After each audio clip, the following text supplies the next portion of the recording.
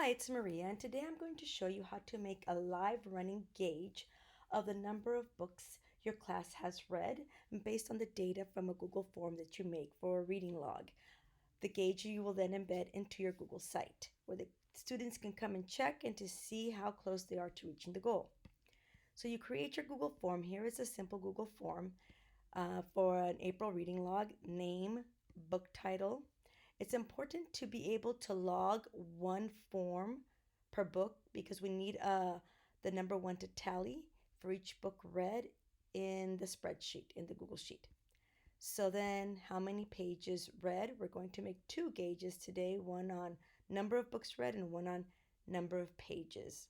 And the last one that I just added here was, would you recommend this to your classmates? As you see, I've already have four responses. I created four fake responses just for this. And here is the summary of the responses: the name of the students, the fake titles. They all clicked on the one because it's required, the number of pages, and the responses as to whether they would recommend it, yes, and maybe. So what you do is you go to your spreadsheet here, to your Google Sheet that has the data from your Google Forms. Okay, create a new one. Yes, create it. And here it is.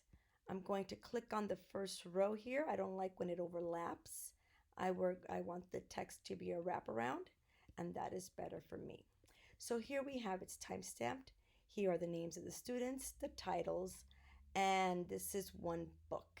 So each time they click a one, it's one form, one book, and this is what we're going to tally to add up, to sum up how many books they've read. And here we have the numbers for the pages. So this sheet here, the tab is Form Responses 1. This is very important. We're going to need to add that to our formula when we create our chart. This is where we're going to get our data from. And I'm going to click this. I don't want to insert the chart here because it's going to be filling up each time someone submits a form. So we're going to go to the second sheet. On here, I'm going to title it Books Read. And the goal would be, I'm just going to put 100 books. In this cell, I'm going to input the formula that'll tally up the number of books. And down here, I'm just going to add pages read. And I'm just going to put a goal of any number. We'll say 700 just for now. And here I'll put the formula to sum up the number of pages. So in this cell, I want it to tally up. I want to know how many books, have been read. The formula I'm going to get, the data I'm getting is from the other tab. It is in column D. It starts in D2, and I want it to continue tallying till the end. So I'm going to go here, and in this, I'm going to say the information here, well, what I want in here equals, equals the sum of the information that I'm getting from form response 1. I put in an apostrophe, form responses 1. You have to type it exactly as it is here, or else I can't find it. Apostrophe. Now, in order for it to know that this is a tab, we need to add an exclamation mark. That lets it know that it is a tab on the sheet. Then I want the information. Remember, it is in D2. D2. And I'm just going to put D. Take that extra one off. D2 to D. This tells the cell, the formula says that up until the end. I'm not going to give it a place to stop. Okay, and here we have is 4. And you can see that 1, 2, 3, 4 books. Now, Again, I want the information from this tab. It is E2. It starts on E2, and I want it to continue all the way down. So E2 to E. I can retype the formula, or I can just simply copy,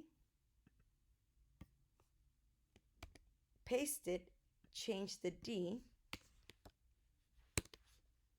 to an E. That's just the easiest way. Okay, and there we go. It has tallied these numbers here. Okay. So now we have our information. We're going to insert our chart. I'm going to start with this. The books read, the goal is 100. They've read 4 so far. Insert chart. Okay. I'm going to scroll till I get to other. We're looking for the gauge here. I want a gauge. Okay. This is what I want. I'm just gonna move it over here for now. Okay, so this is what I want. How many books read? This is the goal. This is how many they've read so far, and this is the gauge that'll move as it increases. The gauge, the label here, it's taken from A2. The value from B2. Okay. I'm going to customize it. The style. If I want a background color, I can choose that. The gauge here, the gauge. So it just happens to be that my goal is 100. If my goal was 200, this is where I would change it. Did you see how it moved? But my goal is 100. I'm going to put it back to 1. Then I want to say that maybe if they've read from 0 to 20, they are in the red. To be in the orange, they have to have read from 0 to, let's say, 60. And to be in the green, it's from 60 to 100. Okay. And here on the chart and axis, I can put in a title. I can title this Books Read in April. I want the text to be black. I want it to be bold, and I want to move this over a little bit, so I'm just going to go in the front end. Oh, oops. Okay. And here we go. Okay, that one's done. So now I have my chart, which reflects this information. Whenever another person adds another form, submits a form, and this increases, this will update. So now I want to embed this onto my Google site. I'm going to click on the 3 dots, the more. I want to publish this. I need to publish it. I need an embed code because I want to embed it. Publish. Yes, I do. And I'm going to